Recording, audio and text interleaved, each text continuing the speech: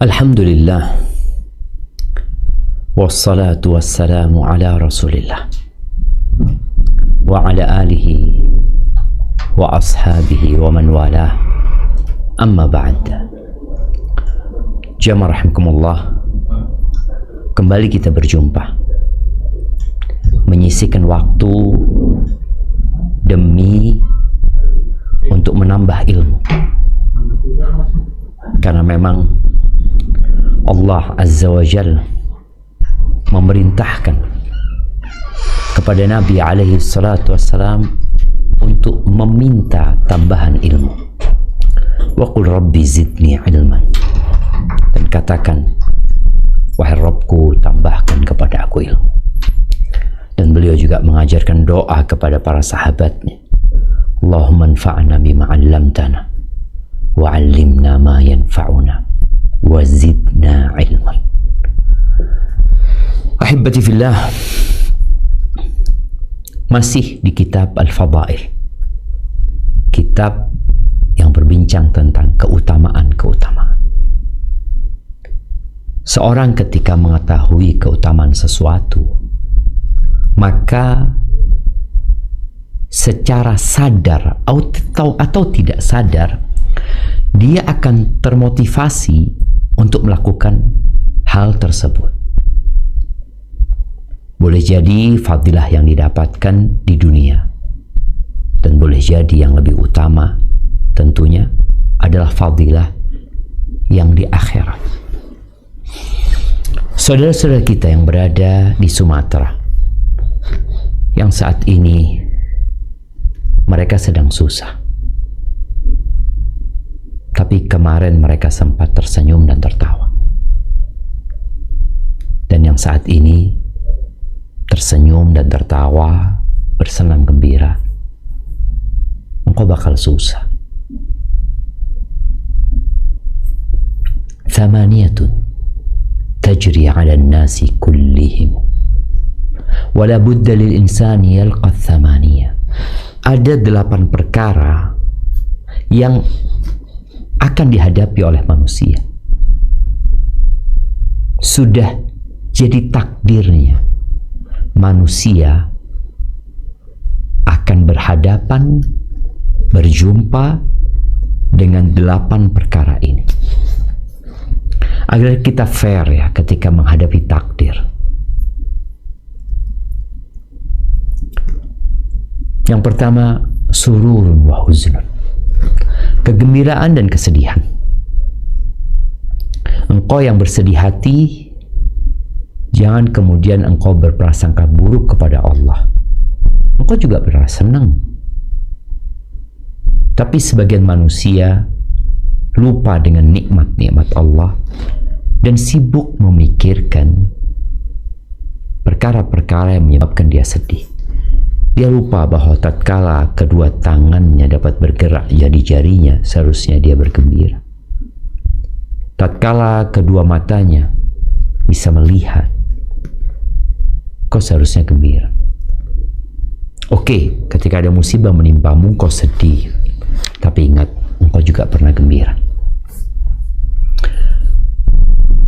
Yang kedua, ijtima'un wa furqah, perjumpaan dan perpisahan. Tatkala kita berada di acara perpisahan sekolah kita, kita ingat ada kata-kata yang biasa disampaikan. Setiap perjumpaan pasti ada perpisahan, dan itulah kehidupan dunia. Yang ketiga, yusrun wa usrun, kemudahan dan kesulitan. Sebagian orang mengalami kemudahan, dan mungkin sebagian orang-orang mengalami kesulitan. Dan setiap orang yang tadi mengalami kemudahan, engkau akan mendapatkan kesulitan. Yang mendapatkan kesulitan, engkau akan mendapatkan kemudahan. Itu udah takdir ilahi. Allah mengatakan, fa inna ma'al usri yusra. Inna ma'al usri yusra. Kemudian yang ketujuh dan kedelapan, suqmun wa afiyah, sakit. Ya, dan kesembuhan, kesehatan. Oke, engkau pernah sakit, tapi engkau juga pernah sehat. Di akhirat nanti nggak ada tuh 8 perkara itu jadi 4. Yang ada sururun, kegembiraan, ijtima'un, perjumpaan, perkumpulan, yusrun, kemudahan, dan yang keempat, afiyah. Itu di sana. Seorang yang menghadapi musibah tatkala ingat bahwa kehidupan ini memang seperti ini. Bukan hanya dirimu yang susah, orang lain juga susah. Bukan hanya dirimu yang sakit, orang lain juga sakit.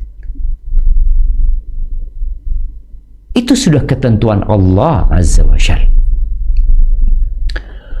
Maka semoga Allah Azza wa Jal meringankan beban yang diemban oleh saudara-saudara kita di Sumatera dan di berbagai belahan dunia lain. Semoga Allah memberikan kesabaran kepada mereka, dan kita yang punya kelebihan rezeki silahkan berbagi, tolong mereka. Kau tidak punya apa-apa, doakan mereka. Tapi ketahuilah, dunia ini bukan tempat tinggal. Yang terjadi di sana mungkin terjadi di tempat kita. Kematian, kalau engkau tidak mati karena musibah, kau pasti mati karena waktumu sudah habis. Ahibati fillah, kita masuk ke bab 184 dalam kitab Al-Fadail tadi. Kita akan berbincang tentang sunnahnya berkumpul dalam membaca Al-Quran. Ada satu hadis yang disebutkan oleh Al-Imam An-Nawawi. Nah, silahkan dibaca.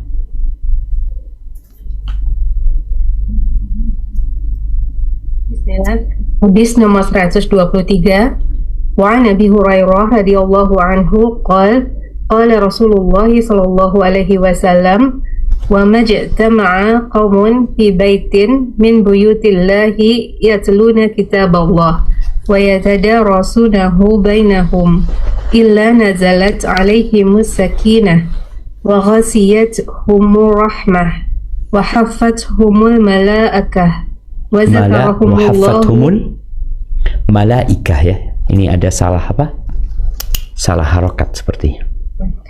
Wa haffathumul malaikah wa zakarahumullahu fi man 'inda, rawahu Muslim.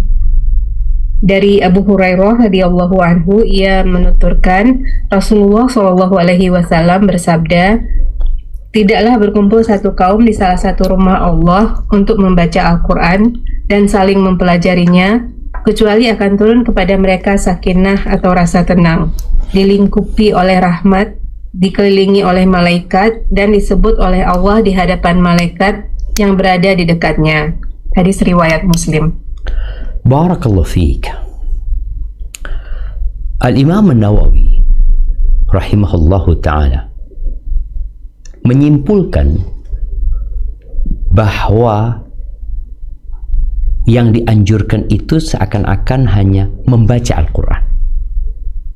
Padahal sepertinya hadis ini bisa memiliki makna yang lebih umum. Bukan hanya kumpul membaca. Kalau temanya kan babu istihbab ijtima' 'alal qira'ah. Hanya baca saja. Seakan-akan kalau pengajian nggak masuk sini. Padahal maknanya sebenarnya lebih umum. Karena dalam hadis ini pun disebutkan ada kalimat wa yatadarasunahu bainahum. Mereka saling mempelajari di antara mereka, bukan hanya membaca. Rasul sallallahu alaihi wasallam menyebutkan wa majtama'a qaumun, tidaklah satu kaum ini lebih kepada orang laki-laki, kumpulan orang laki-laki, tapi boleh jadi berkumpul dalam kaum tersebut ya laki-laki dan wanita, sebagaimana ketika para nabi mengatakan ya qaumi, maka berkumpul semuanya dalam panggilan tersebut. Kenapa kok dikatakan laki-laki? Di surat Al-Hujurat Allah Azza wa Jalla mengatakan, ya ayyuhalladzina amanu la yaskhar qaumun min qaumin. Wahai orang-orang beriman, janganlah satu kaum merendahkan, menghina kaum yang lainnya. Asa an yakunu khairan minhum. Boleh jadi kaum itu lebih baik daripada yang menghina. Wala nisa'un min nisa'in. Dan janganlah kaum wanita atau para wanita mencela wanita yang lainnya. Maka di sini kaum itu bisa bermakna laki-laki. Dan kalau kita bicara rumah Allah Azza wa Jalla, memang yang dianjurkan untuk memakmurkan rumah Allah itu para laki-laki. Salatul mar'ati fi baitiha, salatnya perempuan di rumahnya lebih baik daripada di masjid. Jadi ibadah para wanita itu lebih utama di rumah. Tapi seperti suamiku ke masjid, suamiku sholat di masjid, atau aku sholat di rumah.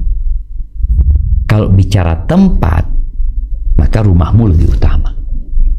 Tapi kalau ada faktor lain, enggak, aku mau ke masjid, soalnya aku itu kalau dengar imam bacaannya enak, aku lebih khusyuk. Hai, tafadhol berangkat ke masjid. Dari sisi itu mungkin ada keutamaan lain yang kau dapatkan.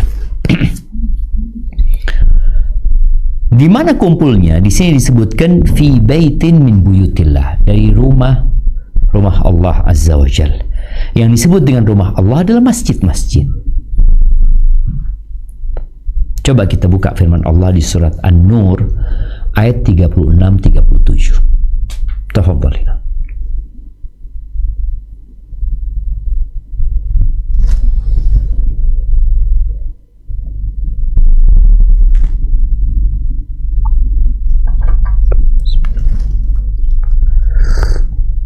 أعوذ بالله من الشيطان الرجيم في بيوت أذن الله أن ترفع ويذكر فيها اسمه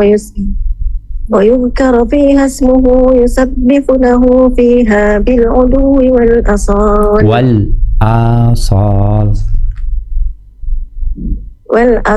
A-nya panjang ya. Ini memang khotnya, fontnya seperti ini. Jadi ada beberapa Quran yang dari Arab Saudi itu kadangkala memang kita kalau baca itu harus pakai guru. Soalnya nggak disebutkan matnya di sini. Nah. Ahsan. رجال لا تلهيهم تجارة ولا بيع عن ذكر الله وإقام الصلاة وإيتاء الزكاة يخافون يوما تتقلب فيه القلوب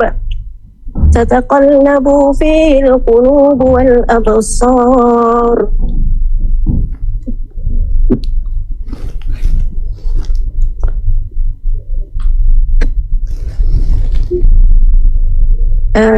Artinya bertasbih kepada Allah di masjid-masjid yang telah diperintahkan untuk dimuliakan dan disebut namanya di dalamnya pada waktu pagi dan waktu petang. Laki-laki yang tidak dilalaikan oleh perniagaan dan tidak pula oleh jual beli dari mengingati Allah dan dari mendirikan sembahyang dan dari membayarkan zakat, mereka takut kepada suatu hari yang pada hari itu hati dan penglihatan menjadi goncang. Barakallahu fiik. Jadi tempat yang paling mulia di muka bumi ini adalah rumah-rumah Allah Azza wa Jalla. Kita kalau masuk nggak boleh langsung duduk. Kita diperintahkan untuk sholat tahiyatul masjid. Namun bukan berarti kalau kita belajarnya, ngajinya di selain masjid, kita tidak akan mendapatkan fadilah. Tetap Karena amalannya sama yang diamalkan, hanya tempatnya yang berbeda. Jadi akan kehilangan fadilah tempat memang. Tapi tetap amalan yang dilakukan, dia belajar, dia membaca Al-Quran, ya, dia akan mendapatkan fadilah tadi. Yatsluna kitab Allah. Apa yang mereka lakukan? Orang-orang itu membaca kitab Allah. Ahibati fillah, Al-Syekh Muhammad Salih Al-Utsaimin rahimahullahu ta'ala, beliau menyebutkan bahwa tilawatu kitabillah azza wa jal itu terbagi menjadi 3 macam.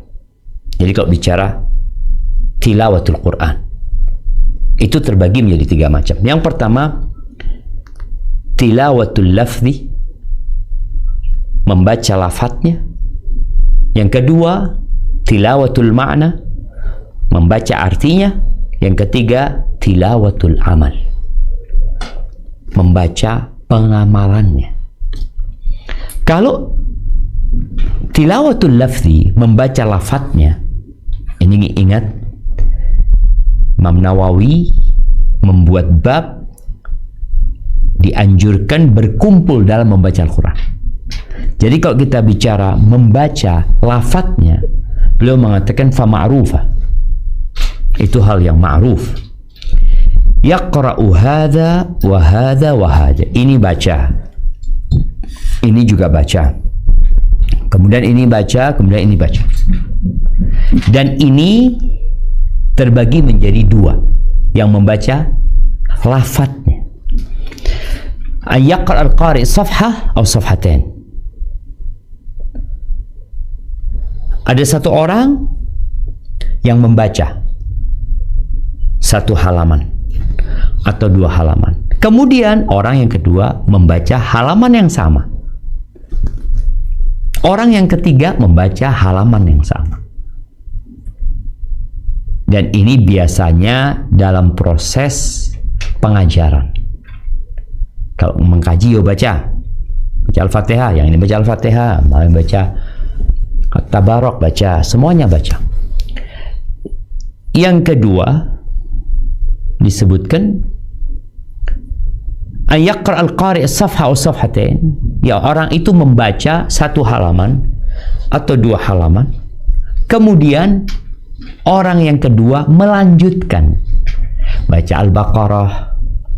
Ini yang sering kita lihat biasanya di masjid-masjid tatkala Ramadan, tadarus mereka.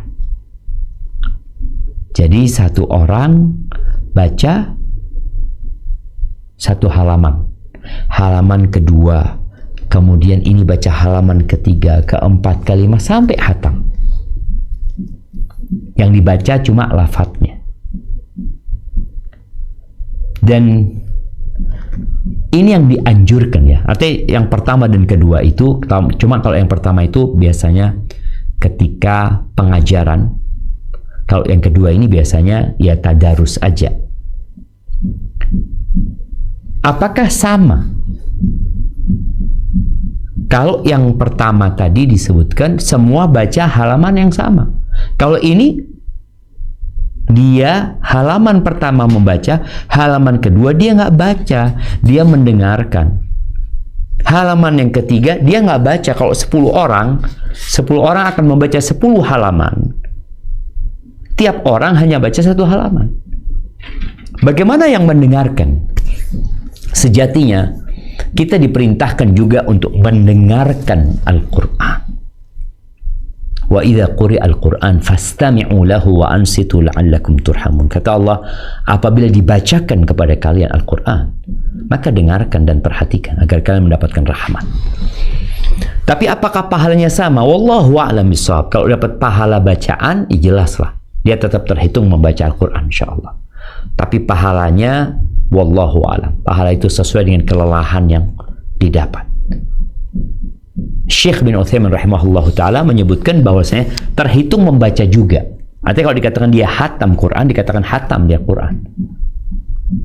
Kenapa kalau dikatakan hatam Quran?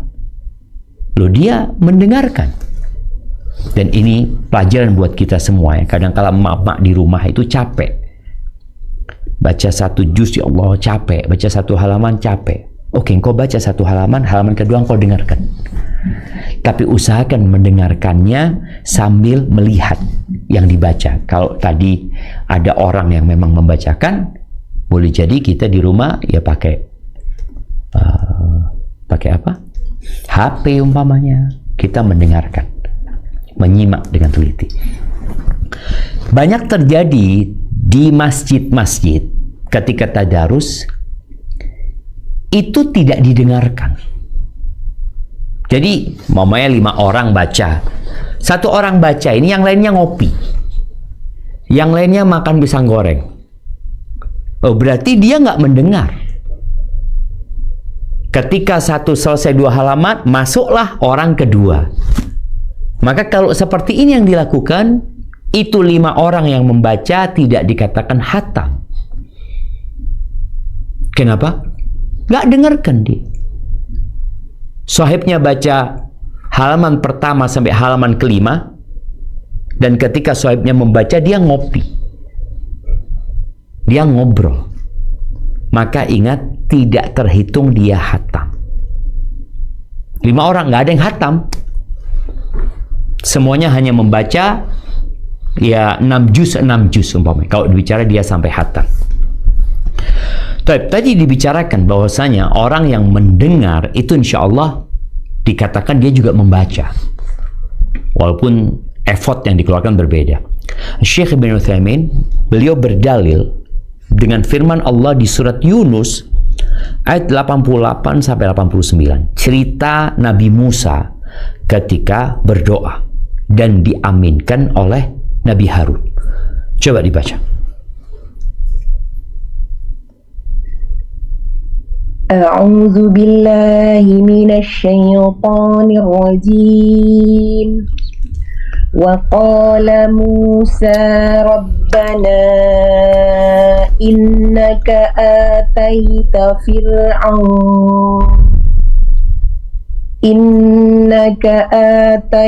فرعون وملأه زينة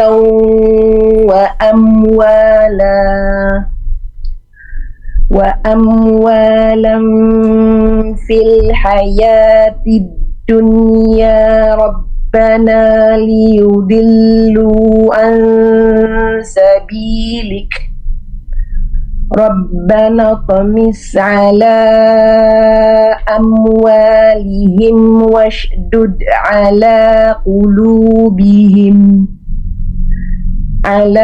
قلوبهم فلا يؤمنوا حتى يروا العذاب الأليم. Dan Musa berkata, Qala qad ujibat da'watukuma fastaqima wa la tattabi'anni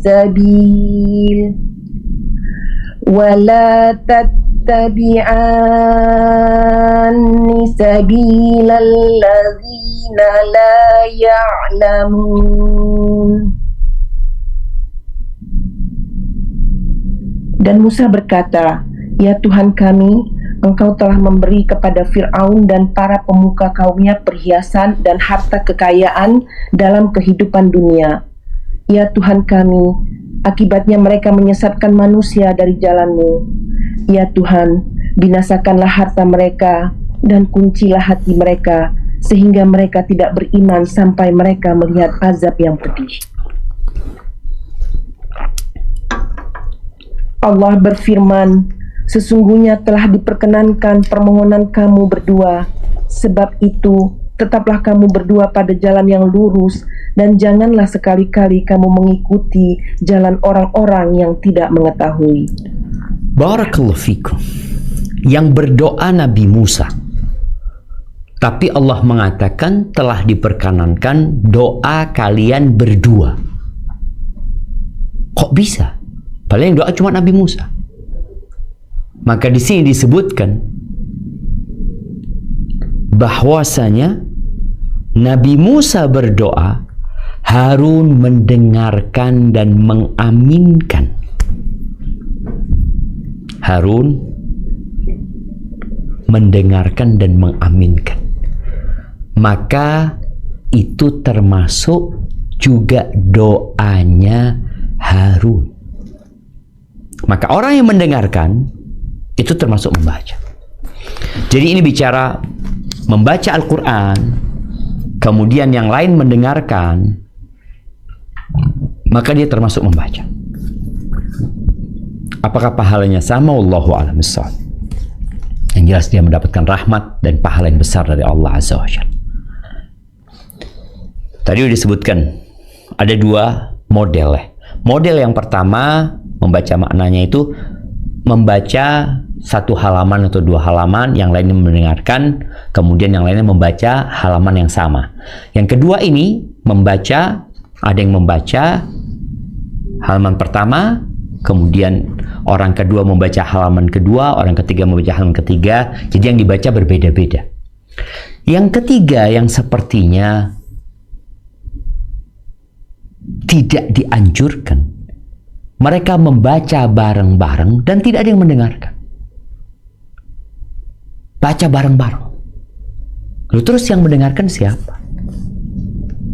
Kalau engkau mau baca, berarti kan baca sendiri-sendiri. Bukan baca bersama-sama.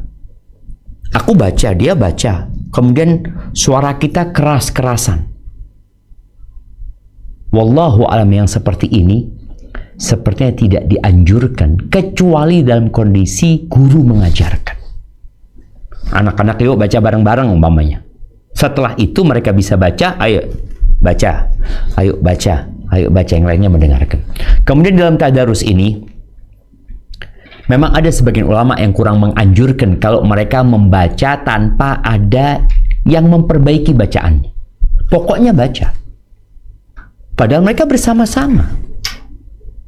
Maka seharusnya ketika tadarus itu ada yang alim yang dapat memperbaiki bacaan yang lainnya agar bacaannya benar.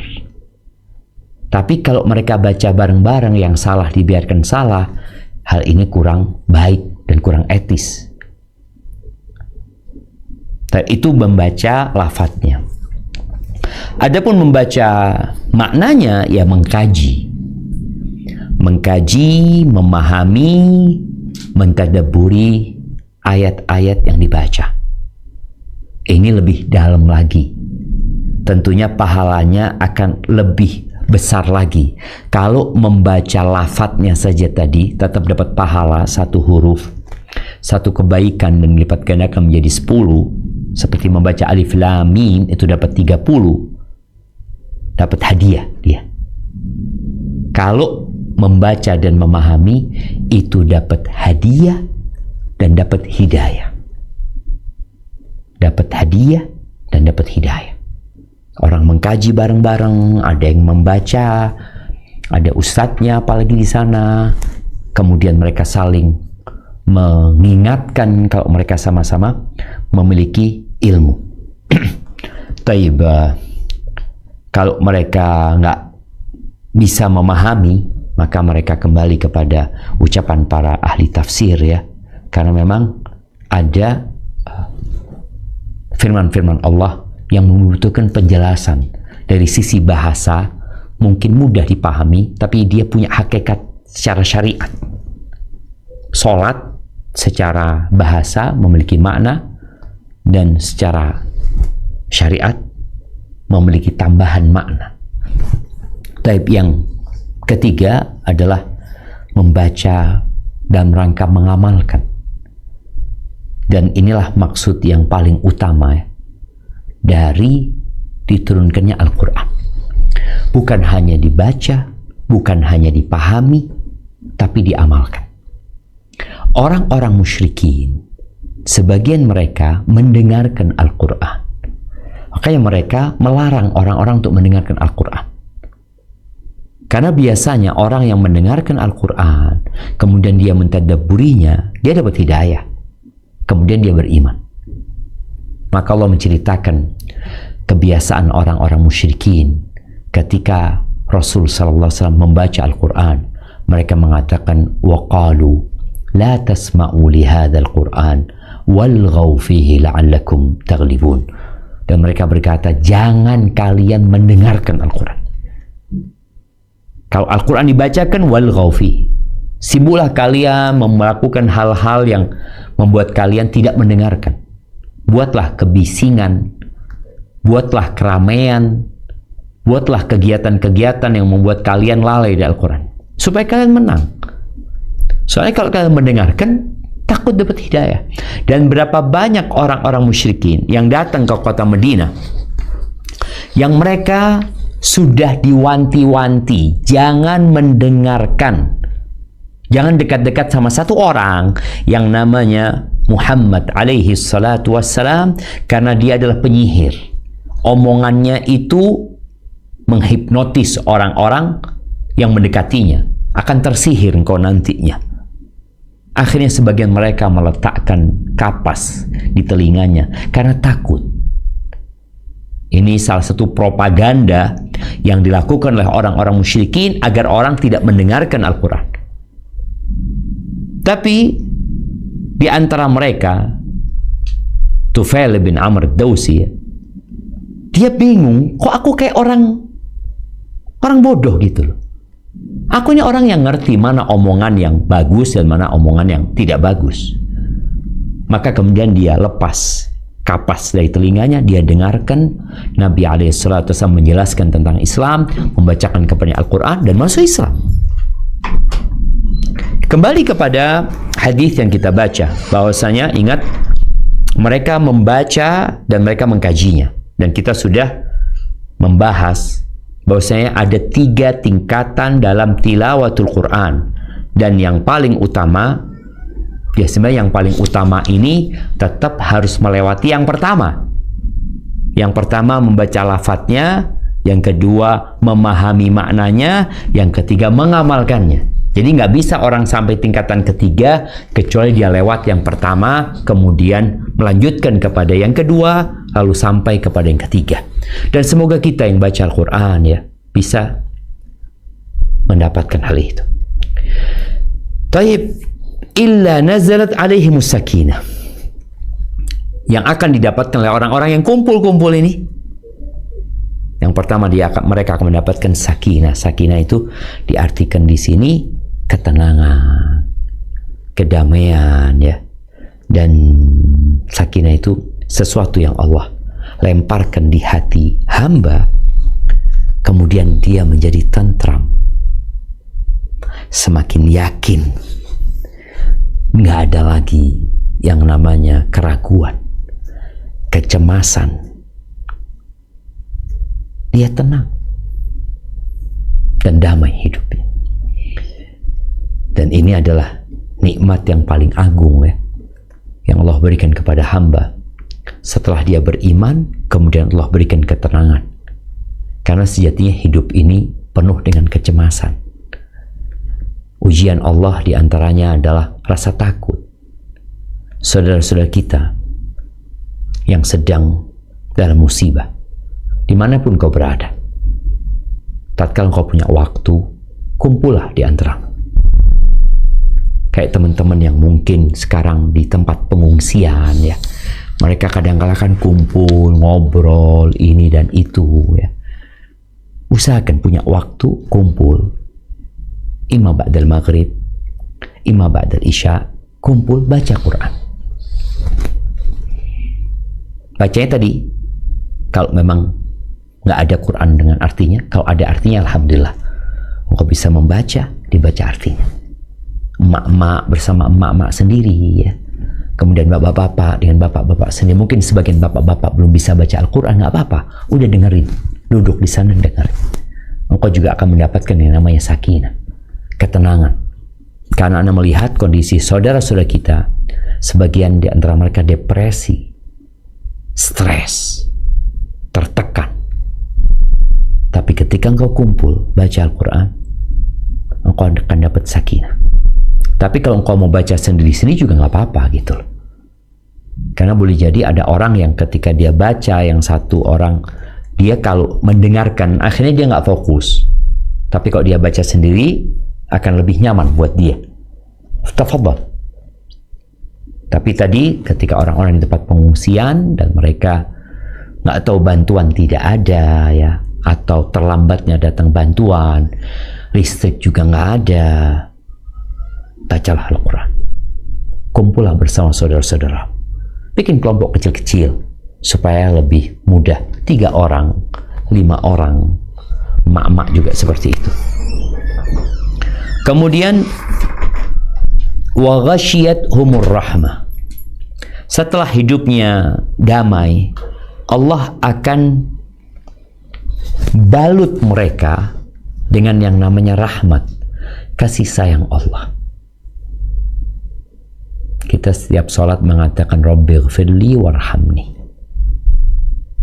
Dan di antara lorong yang mengantarkan mendapatkan rahmat Allah adalah tadi duduk, ngaji, dan mengkaji. Akan dibungkus dengan rahmat Allah Azza wa Jalla. Wa haffathumul malaikah, dikelilingi oleh malaikat-malaikat Allah Azza wa Jalla. Ya, memang malaikat tidak terlihat.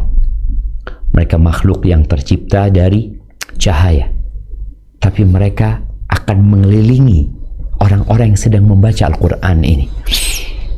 Mereka mendengarkan. Para malaikat juga akan menjadi saksi-saksi atas apa yang dilakukan. Kemudian yang terakhir, fadilah yang akan didapatkan adalah wa dzakarahumullah fi man indah. Dan Allah akan menyebut-nyebut, mengingat mereka di hadapan malaikat-malaikat yang ada di sisi Allah Azza wa Jalla.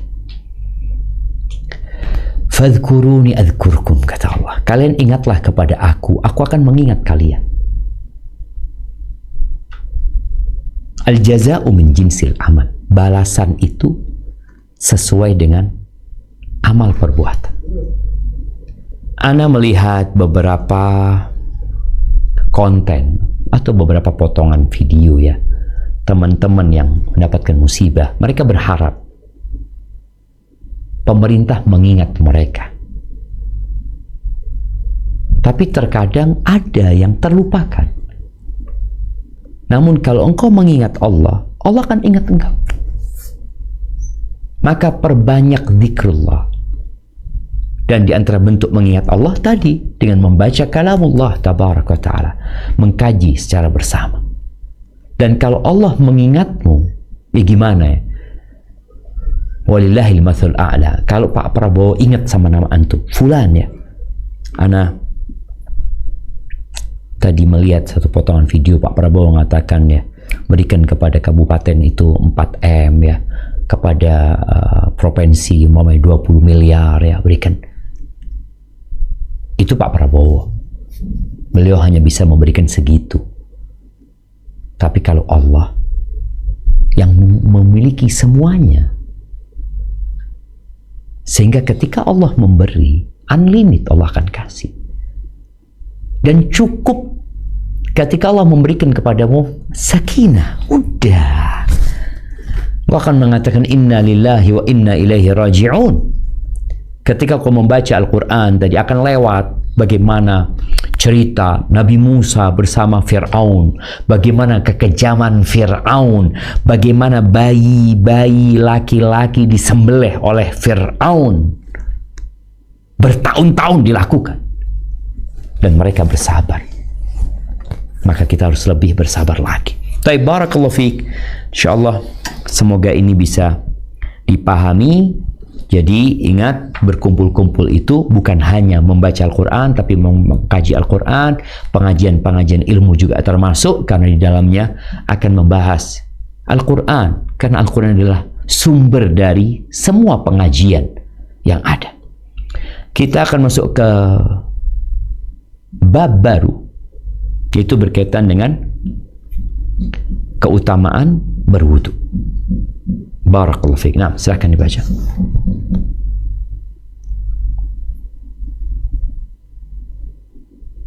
Bab 105, keutamaan wudhu. A'udzu billahi minasyaitonir rajim.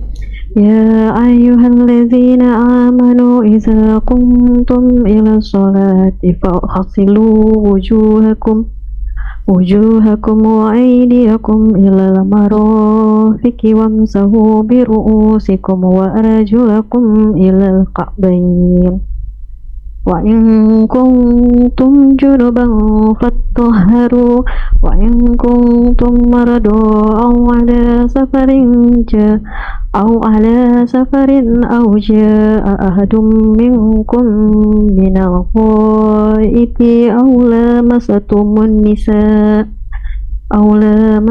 النساء فلم تجدوا ماء فتيمموا صعيدا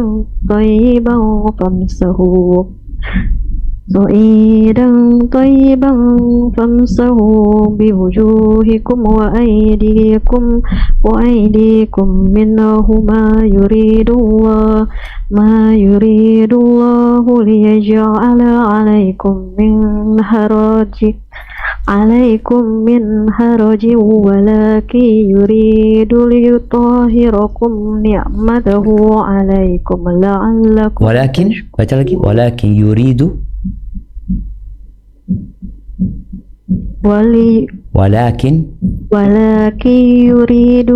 ليطهركم. Dunya jangan dipanjangin ya.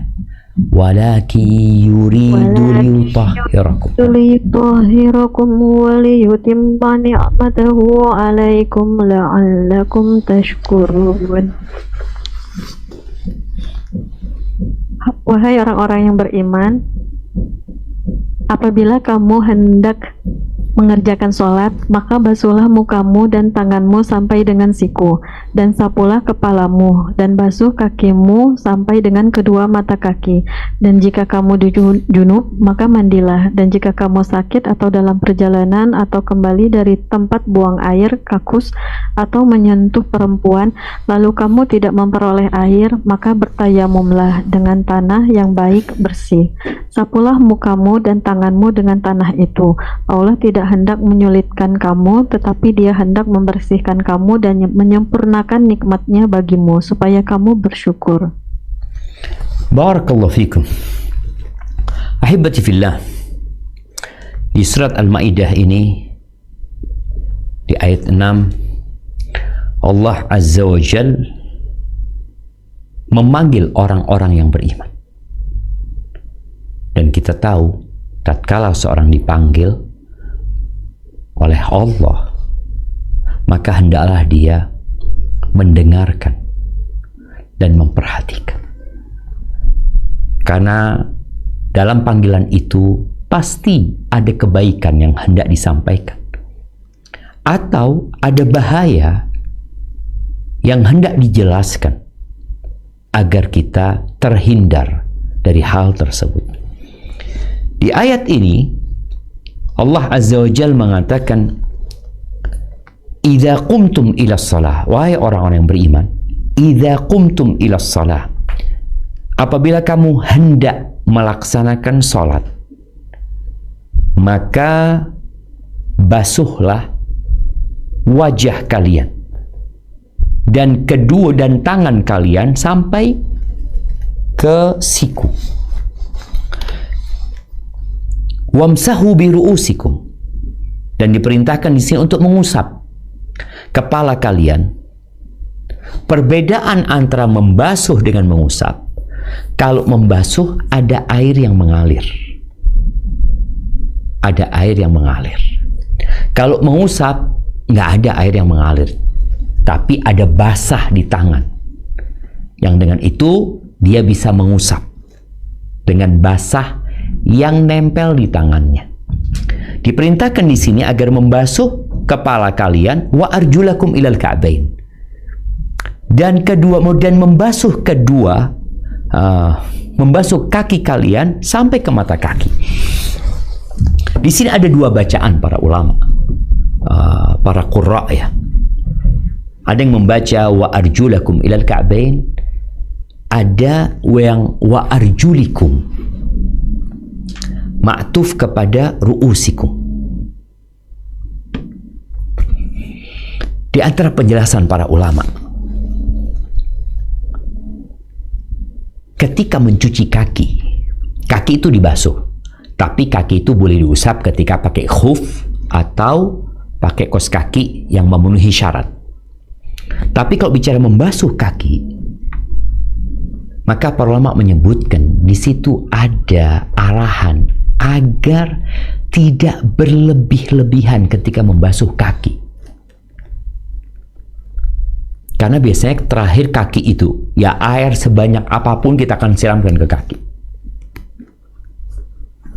Padahal banyak dan dikit umpamanya sama-sama memenuhi keabsahan membasuh kaki. Tapi kalau kebanyakan air, akan banyak air yang dibuang. Dan kita biasanya di negeri yang banyak air ini akan kurang menghargai nikmat air, kecuali kalau lagi kehabisan air. Saudara-saudara kita sekarang yang ada di tempat-tempat bencana, mereka sulit mendapatkan air bersih. Walaupun kita tahu air sungai itu boleh buat berwudu, tapi kadang-kala orang melihatnya, waduh, warnanya tidak menyenangkan. Akhirnya orang berwudu dengan air yang bersih. Jadi ada air yang suci, tapi mungkin kelihatannya tidak bersih, padahal dia suci dan bisa digunakan untuk berwudu seperti air sungai. Taib, Al-Imam Ahmad bin Hanbal, subhanallah, disebutkan beliau itu ketika mencuci kakinya, beliau berusaha untuk tidak dilihat sama orang. Karena khawatir orang itu akan melihat beliau itu nggak bisa wudhu dengan baik dan benar. Karena beliau ketika mencuci kaki, hampir tanahnya itu tidak basah. Hampir tanahnya itu tidak basah. Kan disiram kakinya, kemudian diratakan air itu sebenarnya. Itu hampir tanahnya tidak basah. Sebagian kita, ya ketika cuci kaki tadi, dia siramkan sampai basah kemana-mana. Dan kemudian di sini ada perintah kalau junub itu hendaklah mandi. Makanya mandi junub itu bisa menggantikan berwudu. Walaupun ketika mandi dia nggak wudu dulu. Kan memang sunnahnya kalau mandi junub itu berwudu terlebih dahulu. Tapi kalau orang itu langsung mandi junub dengan membasuh seluruh tubuhnya, maka hal itu sudah mengangkat hadasnya. Lalu kalau kalian sakit, safar, atau datang dari buang hajat, atau menyentuh wanita, di sini menyentuh wanita yang dipahami oleh sebagian ulama, ya menyentuh, maka membatalkan wudhu. Tapi sebagian ulama enggak, yang dimaksud bukan menyentuh biasa, tapi berhubungan dengan istri-istri kalian, kemudian kalian tidak menemukan air, hendaklah kalian ya bertayamum. Subhanallah, ayat ini ditutup oleh firman Allah, ma yuridullah liyaj'ala alaikum min haraj. Allah tidak hendak menyulitkan kamu. Jadi perintah berwudu, perintah mandi, kemudian solusi dengan tayamum, Allah tuh tidak ingin mempersulit hidup kalian. Terus kenapa kita diperintahkan untuk melakukan itu? Walakin yuridu liyutahhirakum. Yang Allah kehendaki dari perintah tadi adalah maslahat kalian sendiri. Apa maslahatnya? Membersihkan kamu. Makanya kita lihat ya, tayamum itu, orang kalau berpikir tayamum gimana sih? Tayamum itu membersihkan. Padahal kita malah membuat wajah kita berdebu. Orang itu bagaimana menghilangkan debu dari wajahnya? Ternyata ketika tayamum dia taruh debu di wajahnya. Tapi di situ ada penyucian. Mungkin debu yang menempel di wajahmu membuat dirimu kurang nyaman. Tapi kalau engkau tahu dengan kehendak Allah, engkau akan bersyukur. Debu itu mengangkat hadas dan membersihkan jiwamu. Liyutahhirakum wa liyutimma ni'matahu 'alaikum. Dan Allah hendak menyempurnakan nikmatnya kepada kalian. Kita akan baca bentar lagi ya. Bagaimana fadilah berwudu. Yang dengan engkau mengetahui fadilah tersebut, maka insya Allah ketika engkau batal wudu, engkau akan wudu lagi. Kalau di ayat ini hanya berkaitan dengan mau sholat, kalau mau sholat wajib berwudu. Tapi ada kondisi tidak wajib engkau berwudu, tapi utama dan akan mendapatkan fadilah. La'allakum tashkurun, ya, supaya kamu bersyukur kepada Allah Azza wa Jalla. Taib, Anda rasa kita cukupkan sampai di sini. Insya Allah berkaitan dengan keutamaan berwudu.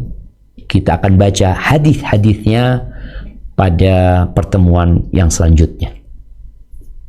Barakallahu fikum. Nah. Barakallahu Ustaz, alhamdulillah lazi binikmati tatimus salihat. Hayakallah Ustaz, jazakallah khair wa barakallahu fikum. Ustaz yang telah memberikan nasihat fawaid tosya wasilah ilmu dan penjelasan dari kitab Syarah Riyadhus Shalihin karya Imam An-Nawawi rahimahullah pada hari ini. Kami informasikan mungkin kepada jamaah sebelum kita masuk ke sesi kedua, yaitu sesi tanya jawab. Jika ada dari jamaah untuk yang ingin bertanya, bisa mendrop terlebih dahulu pertanyaannya kepada kami, kepada host atau co-host bertugas. Di sini ada Ana dan juga kepada co-host Uktiras. Bisa mendrop terlebih dahulu sebelum nanti bisa ditanyakan kepada Ustaz Zuna langsung, insya Allah jika waktunya memungkinkan. Dan kembali sebelum masuk sesi kedua, itu sesi tanya jawab, kami Global Muslimah juga ingin mengucapkan terima kasih kepada channel DMeda Sunnah yang terus serta menyiarkan relay kajian pada hari ini. Selain ada Global Muslimah, ada Hijrah TV, Akisi Channel, Wisal TV, Abiyati TV, dan Salam TV. Kami ucapkan jazakumullah khair wa barakatuh. Dan insya Allah kita akan masuk ke sesi kedua, yaitu sesi tanya jawab. Insya Allah mungkin dalam 30 menit ke depan sebelum azan asar di Jember ya Ustaz, insya Allah. Ini Ustaz sudah ada pertanyaan. Assalamualaikum Ustaz, apakah kajian online tetap mendapat naungan sayap malaikat layaknya kajian offline? Saya ibu rumah tangga yang lebih banyak waktu mengurus rumah tangga, dan selama ini saya belajar kitab-kitab di majelis ilmu yang sudah saya lakukan melalui online saja, dan juga saya khawatir jika dalam sepekan bisa lebih dari 3 kali saya belajar membahas kitab, khawatir terjadi futur pada diri saya jika saya menambah kajian lagi. Saya merasa sudah lelah waktu untuk mengurus suami dan anak-anak jika ditambahkan kajian offline. Saya rasa saya khawatir tidak mampu. Bagaimana Ustaz dengan hal ini? Barakallahu fiik. Berkaitan dengan kajian online, apakah tetap akan mendapatkan fadilah? Ya tentunya dia tetap menuntut ilmu. Dan kajian online ini ada 2 macam. Yang pertama kajian online di mana orang-orangnya berkumpul. Orang-orangnya berkumpul. Dia memang online. Ustadznya dari Indonesia. Dia berkumpul di rumah kawannya. Yang mungkin bahasa sekarang ini nobar. Insya Allah dia tetap mendapatkan fadilah tadi. Karena dia mengkaji bareng-bareng. Tapi kalau dia sendiri, dia akan tetap mendapatkan fadilah menuntut ilmu.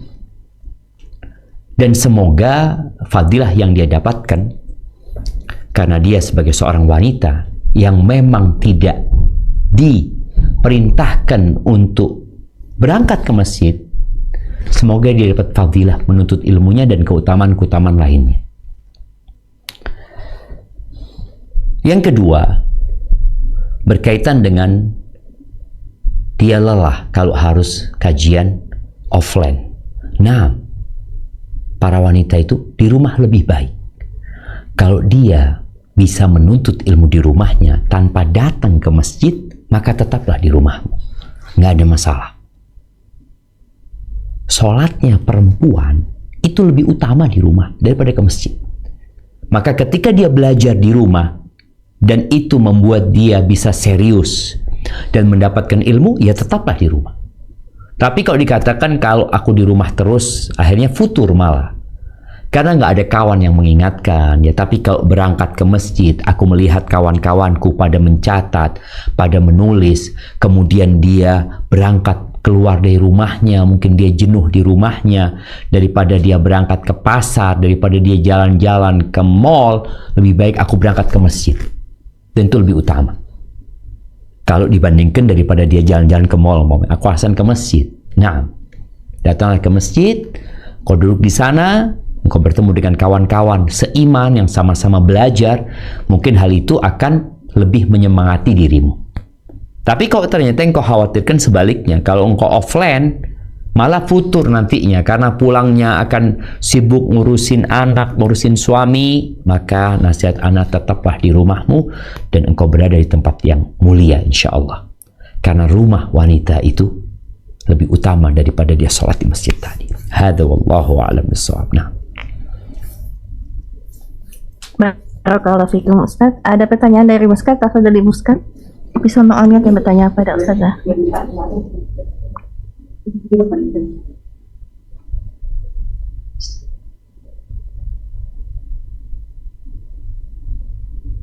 Halo, ya.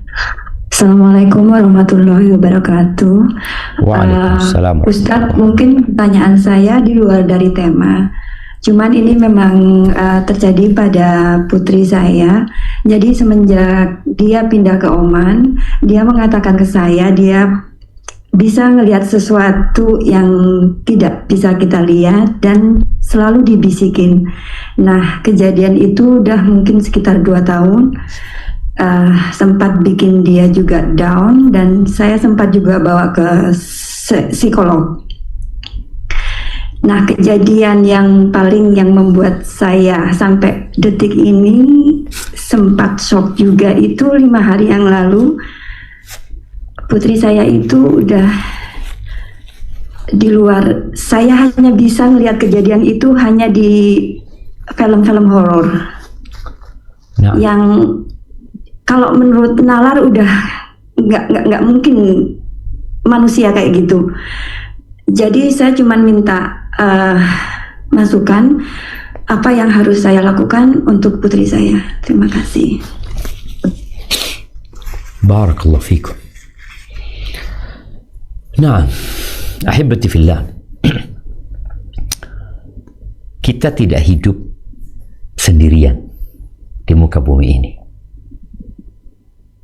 Kalau orang-orang barat sana, mereka mengatakan ada alien ya, ada makhluk asing yang hidup bersama kita, yang bersembunyi di mobil-mobil kita mungkin, yang mungkin nanti akan berubah menjadi robot atau apa.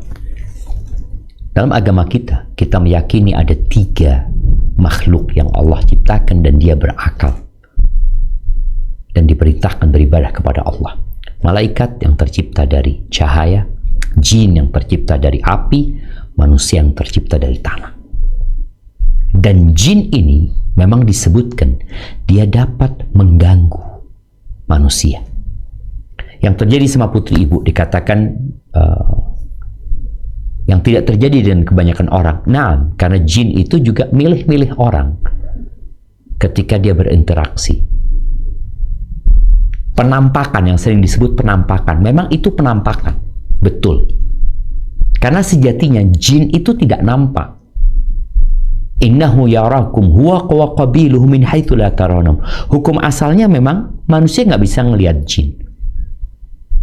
Tapi jin itu bisa menampakkan diri.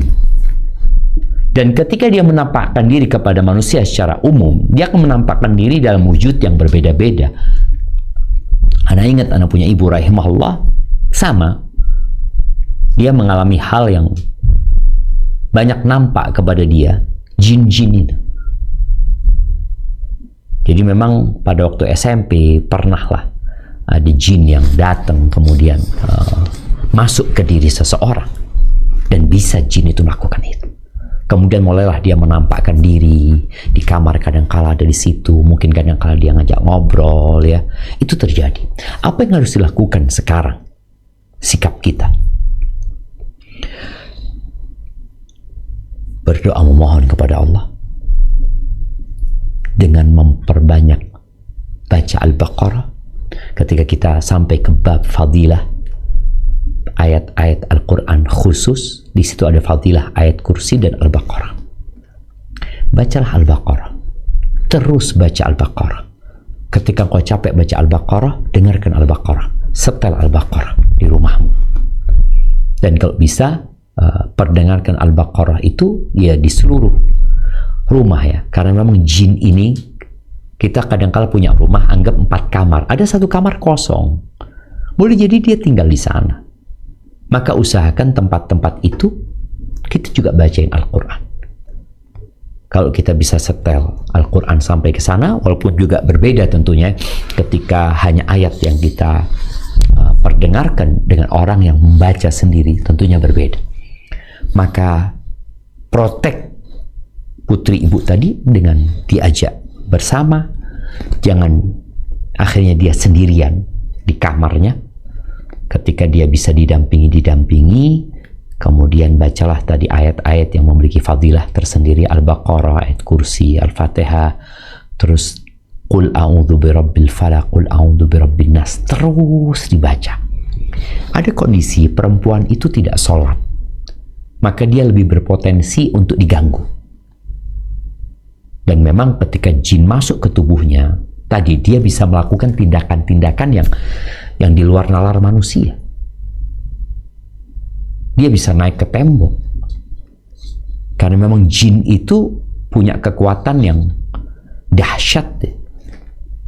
Tapi seorang muslim ketika dia bersandar dan kembali kepada Allah, Allah itu yang menciptakan jin. Allah yang menciptakan segalanya. Maka usahakan didampingi selalu anaknya. Pada masa-masa dia datang bulan, usahakan lebih kencang lagi baca doanya, karena kadang-kadang dia malas, akhirnya jinnya semakin menguat. Dan kalau memang ada sihir, karena jin itu ada yang kiriman orang itu hasad, iri dan dengki, apabila bisa ditemukan buhulnya itu, maka itu akan lebih cepat ya. Tapi kalau nggak ketemu ya sudah, terus minta petunjuk sama Allah dan bacakan ayat-ayat yang tadi kita sudah sampaikan. Hadza wallahu a'lam bissawab. Nah. Barakallahu fiik, semoga dapat dipahami yang sudah bertanya. Ada pertanyaan, Tafadholi Uktiras bisa bertanya langsung kepada Ustaz Zuna dari jamaah. BTS, Assalamualaikum warahmatullahi wabarakatuh. Assalamualaikum warahmatullahi wabarakatuh, Ustaz. Waalaikumsalam warahmatullahi wabarakatuh. Ini ada pertanyaan dari salah satu jamaah, dari suami salah satu jamaah mungkin ini ya, Ustaz ya, yang mu'alaf. Pertanyaannya dalam bahasa Inggris, saya bacakan nanti saya terjemahkan ya, Ustaz. Siap. Assalamualaikum warahmatullahi wabarakatuh, Ustaz. Waalaikumsalam. How far we can follow the funeral of Christian religion? A Muslim dad, WNA Mu'alaf, faced the death of his son and have to attend the funeral which will take place in church. What the dad supposed to do? While as a Muslim we cannot enter the church and follow the ritual, but the dad must be there. What the solution Ustaz can advise for the dad? The funeral is arranged by the son, wife, and his family via the funeral company. Jadi sejauh mana kita bisa mengikuti pemakaman yang sesuai dengan agama Kristen? Seorang ayah Muslim, WNA Mu'alaf, anak laki-lakinya meninggal dunia dan harus menghadiri pemakaman yang akan dilaksanakan di gereja. Apa yang si ayah harus lakukan sementara Muslim tidak bisa memasuki gereja dan mengikuti ritual pemakaman tersebut, tapi si ayah harus ada di sana. Mohon solusi dan nasihatnya dari Ustadz. Pemakaman ini diatur oleh istri sang anak dan keluarganya.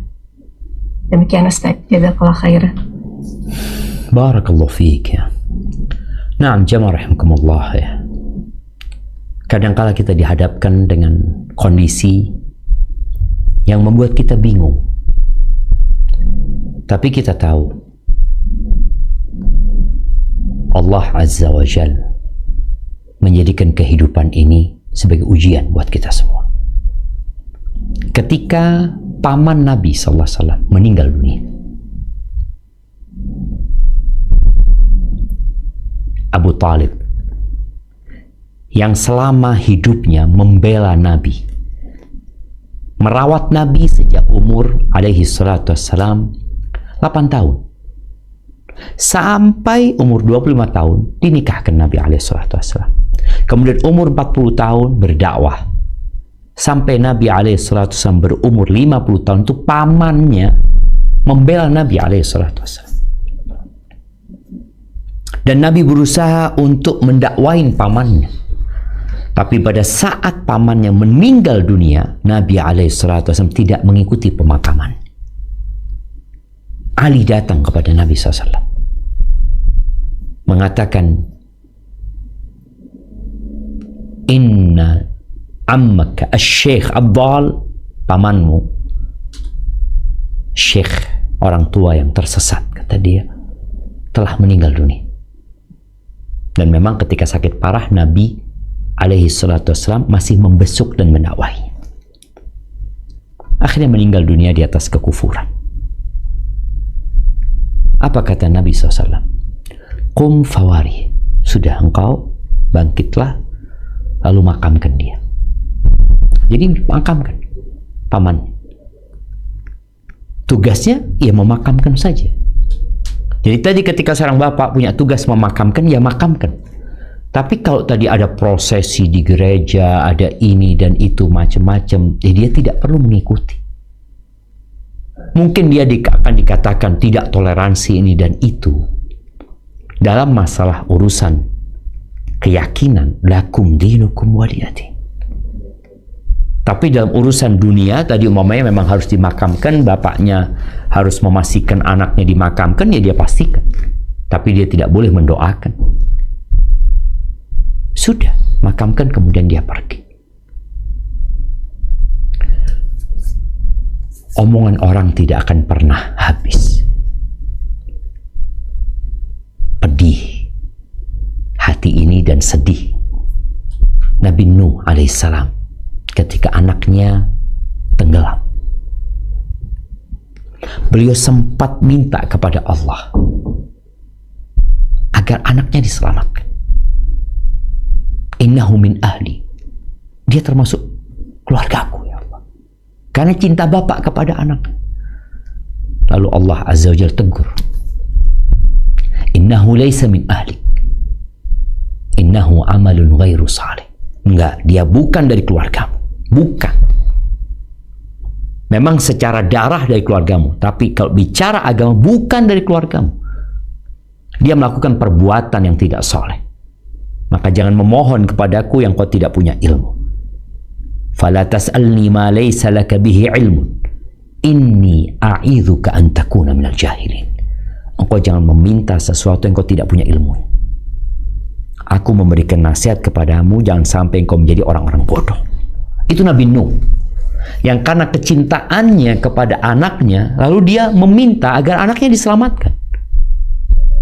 Tapi Allah kasih teguran yang keras. Udah selesai. Anak itu punya kesempatan untuk beriman, tapi dia nggak mau beriman. Mungkin seperti itu. Hadza wallahu a'lam bissawab.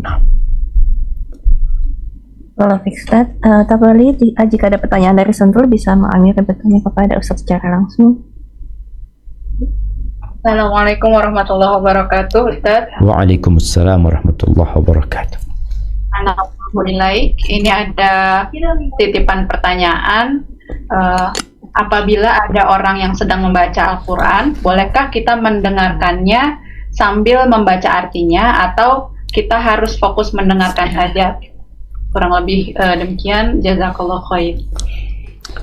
Barakallah fiik. Nah, kalau dikatakan boleh, boleh saja. Apalagi kalau hal itu membuat dia akan lebih memahami.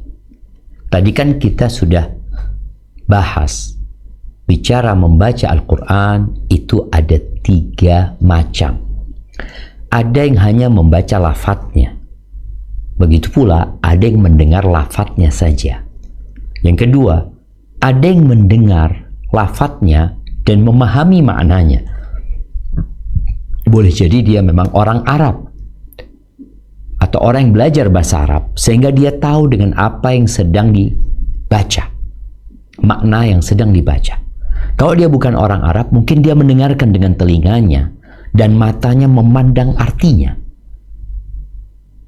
Artinya telinganya mendengarkan ayat-ayat yang dibaca, matanya dengan hatinya itu membaca artinya, arti yang sedang dia dengar dengan telinganya. Memang akhirnya kurang fokus dengan apa yang dia dengar. Ya nggak ada masalah ketika dia memang lebih mau memahami. Tapi kalau dia mau benar-benar mendengarkan lafadznya saja, ya dia dengarkan, fokus ke sana. Tapi kalau dia ingin memahaminya juga, maka ya pendengaran dia mungkin nggak bisa fokus 100%, tapi dia mendapatkan sesuatu yang lain dari apa yang dia dengar. Hadza wallahu a'lam bissawab. Nah. Barakallahu fiik, semoga dapat dipahami dari jamaah Sentul, khususnya tafadholi yang sudah raise hand, Anda persilakan. Ukti Eva.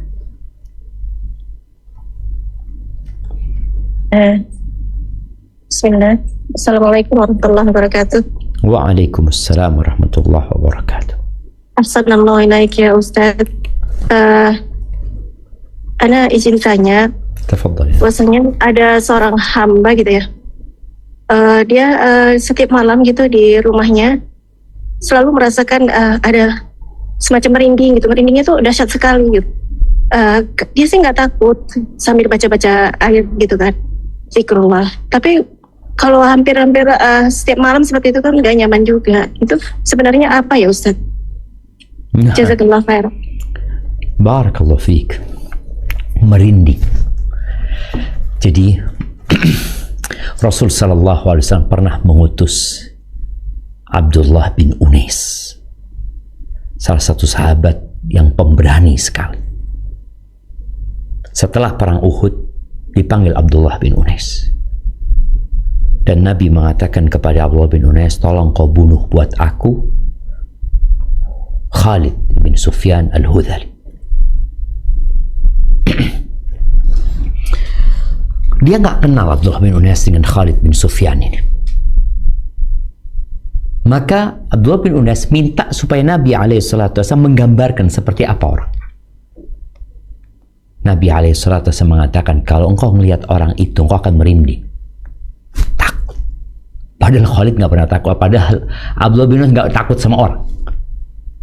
Seperti engkau melihat syaitan. Merinding. Dan ketika Khalid berangkat, nggak tahu wajahnya seperti apa, tapi ngelihat orang itu, dikasih tahu sama Nabi SAW di mana Khalid sedang berada, berangkatlah ke sana. Ketika melihat, kata Abdullah bin Unais, aku mendapatkan apa yang disampaikan Nabi SAW, merinding ngelihat Khalid di sana.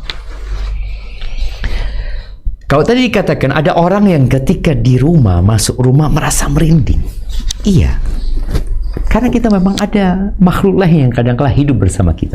Dan Ana pernah merasakan hal itu.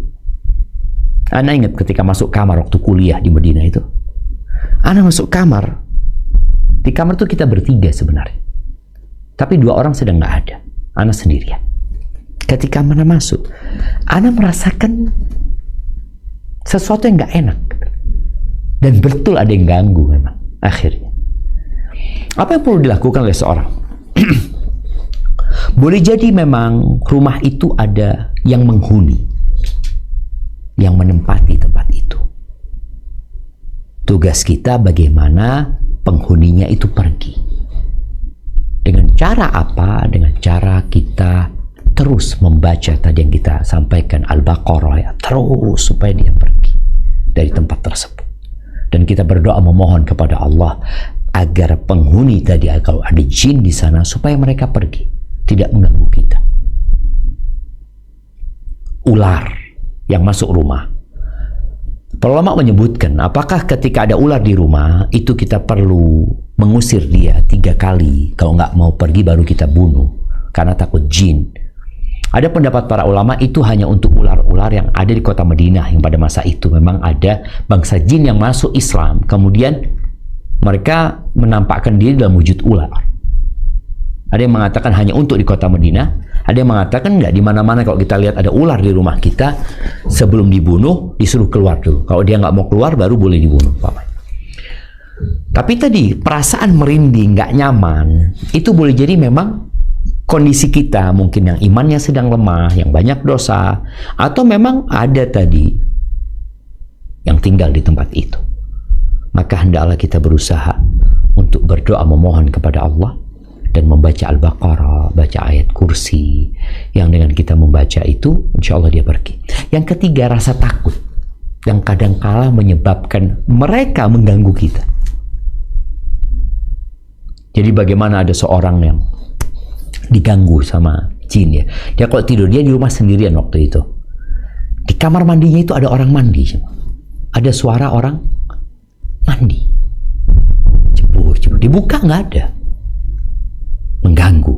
Boleh jadi halusinasi dari dia.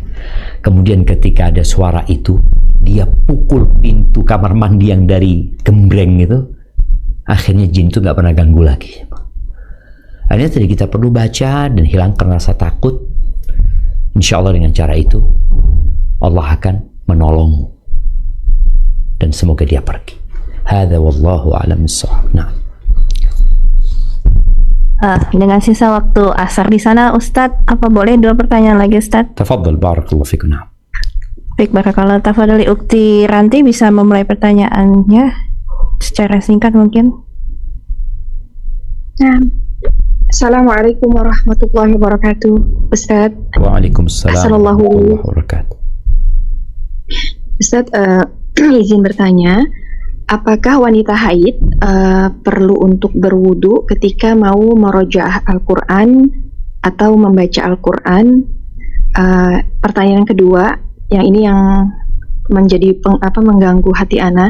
Jadi kami punya di keluarga itu punya kajian keluarga gitu setiap bulan bergantian rumah. Nah, jadi ada orang Nasrani, salah satu keluarga besar kami itu ada yang Nasrani gitu, meminta Ustadz yang sering hadir mengisi kajian itu untuk mengisi di rumahnya beliau yang orang Nasrani ini. Apakah ana sebagai menantu boleh datang Ustadz seperti itu untuk memenuhi undangan dari keluarga mertua ana, atau mungkin ana tidak perlu datang seperti itu karena Ustadz yang mengisi kajian nanti insya Allah pekan depan itu mengatakan beliau mau ngisi di rumah orang Nasrani ini, tapi beliau mengatakan kita tidak boleh sholat di rumahnya beliau seperti itu. Ustadz yang mengisi itu berharap ketika mengisi kajian di rumah orang Nasrani ini Allah bisa memberikan hidayah serta petunjuk bagi keluarga kami yang Nasrani seperti ini, Ustadz. Saya rasa itu butuh nasihatnya, Ustadz. Assalamualaikum warahmatullahi wabarakatuh. Waalaikumsalam warahmatullahi wabarakatuh. Berkaitan dengan pertanyaan yang pertama, apakah seorang wanita yang haid dia perlu berwudu ketika dia membaca Al-Quran? Nggak perlu. Tidak perlu, karena memang wudu itu tidak akan mengangkat haidnya. Berbeda dengan orang yang sedang junub, kalau mau tidur itu dianjurkan untuk berwudu, karena wudu itu bisa meringankan junubnya. Walaupun nggak sampai terangkat, tapi meringankan. Maka dianjurkan orang yang junub itu kalau mau tidur untuk berwudu, sebagaimana disabdakan oleh Nabi alaihi salatu wassalam. Jadi kalau orang datang bulan, nggak perlu. Baik, kalau pertanyaan yang kedua tadi, apakah boleh bikin kajian di rumah orang non-muslim? Boleh sekali ya. Bagaimana Nabi alaihissalatu mendatangi tempat-tempat orang kafir itu untuk Nabi menyampaikan ilmu di sana, mengajak mereka kepada Allah Azza wa Jalla. Maka tidak ada masalah untuk diadakan kajian di sana. Yang ketiga, berkaitan dengan sholat di rumah itu, nggak apa-apa sholat di tempat dia, selama tempatnya suci. Karena Allah Azza wa Jalla menjadikan semua tempat di bumi ini adalah masjid, kecuali toilet dan kuburan. Jadi boleh kita sholat di sana selama tempatnya suci, dan tadi tidak ada tempat-tempat yang menyebabkan kita tidak khusyuk nantinya. Rasul sallallahu alaihi wasallam ketika beliau sholat di Ka'bah itu ada 360 berhala, jemaah. 360 berhala. Dan beliau sholat di sana. Karena bumi Allah ini masjid ya. Tapi tadi hendaklah kita cari tempat yang suci dan kita bisa khusyuk sholat di sana. Jadi nggak ada masalah, apalagi kalau dikatakan kerabat dan ustadz yang akan menyampaikan, mungkin perempuan atau yang ngundang itu berharap ya, dia juga bisa dapat hidayah, atau dia berharap orang-orang datang ke rumahnya saja. Serahkan itu kepada Allah tentang niatnya, tapi insya Allah nggak ada masalah ya untuk sholat di sana. Kalau memang disediakan tempat yang suci, kemudian juga hadir di tempat itu juga, insya Allah nggak bermasalah. Hadza wallahu a'lam bishawab. Nah, pertanyaan terakhir Ustadz, ini Ustadz sering dialami mungkin untuk kami yang tidak berdomisili di tempat di dalam negeri Ustadz, rumahnya yang sering kosong karena penghuninya tuh tidak di tempat dan pulangnya juga setahun sekali. Apa yang harus dilakukan Ustadz? Apakah setiap kita datang itu kita bacakan Al-Baqarah atau bagaimana Ustadz? Barakallahu fikum. Nah, ya, untuk rumah-rumah yang kosong ini hendaklah ada kegiatan di situ. Ketika ditinggal, bicara ada kegiatan, ya apalah, ada yang nempatin, ada yang jagain, yang sholat di rumah itu umpamanya, atau dia jadikan rumah itu selama dia pergi untuk anak kos-kosan umpamanya, sehingga berguna rumah tersebut, atau untuk ruang kerja. Jadi jangan ditinggal akhirnya rumah itu jadi kosong. Tapi kalau memang nggak mungkin rumah itu akan ditempatin ya, karena nggak ada yang mau nempati juga umpamanya, ya sudah, ketika engkau pulang jadikan rumah itu tempat yang bercahaya dengan engkau memperbanyak sholat di sana, membaca Al-Quran di sana, itu menjadi solusi. Tapi tadi kalau bisa rumah itu dimanfaatkan supaya engkau dapat pahala, itu akan lebih utama daripada rumah itu kosong. Kalau kamarnya umpamanya kosong juga ya tadi kalau memang ada pembantu, ya sudah, pembantu itu suruh nempatin kamar-kamar kosong tersebut dan suruh dia baca Al-Quran, suruh dia sholat di sana. Dengan cara itu rumah itu tetap akan terjaga dengan penjagaan dari Allah Jalla Jalaluh. Barakallahu fiik, itu mungkin yang dapat Ana sampaikan pada kesempatan kali ini, yang benar dari Allah Azza wa Jal, yang salah dari diri Ana pribadi. Allah dan Rasulnya terbebaskan dari kesalahan itu. Sampai berjumpa kembali. Subhanakallahumma bihamdika asyhadu an la ilaha illa anta astaghfiruka wa atubu ilaik. Ana kembalikan ke moderator. Wassalamualaikum warahmatullahi wabarakatuh.